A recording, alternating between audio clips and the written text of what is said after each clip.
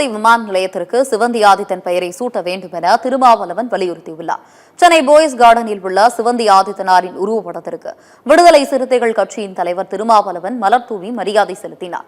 பின்னர் செய்தியாளர்களை சந்தித்த அவர் கூடுதல் தொகுதிகள் குறித்து தேர்தல் நேரத்தில் பேசுவேன் என்றும், ஜிஎஸ்டி வரி குறைப்பு காலம் தாழ்ந்த முடிவு, இதனால் எளிய மக்களுக்கு இல்லை பெரிய பயனில்லை எனவும் குறிப்பிட்டார்.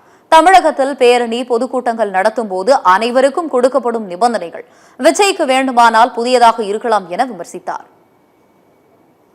சிவந்தி ஆதித்தனாரின் நினைவை போற்றுகிற வகையில தூத்துக்குடி விமான நிலையத்திற்கு அவரது பெயரை சூட்ட வேண்டும் என்கிற கோரிக்கையை விடுதலை சிறுத்தைகள் கட்சியும் வழிமொழிகிறது. ஜிஎஸ்டி மூலம் பெரும் பாதிப்பு அனைத்து தரப்பாருக்கும் ஏற்பட்டது என்பதை நாம் அறிவோம்.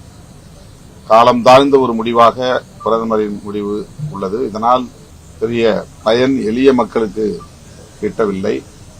பேரணி, பொதுக்கூட்டம், மாநாடுன்னா வழக்கமா ரொட்டீன் ப்ரொசீஜர். அது விடுதலை சிறுத்தைகள் கட்சியை ஒவ்வொரு முறையும் அவங்க அனுமதி கொடுக்கும் போது இதே மாதிரிதான் கொடுப்பாங்க. இது ஒன்றும் புதுசு கிடையாது. அவருக்கு புதுசு.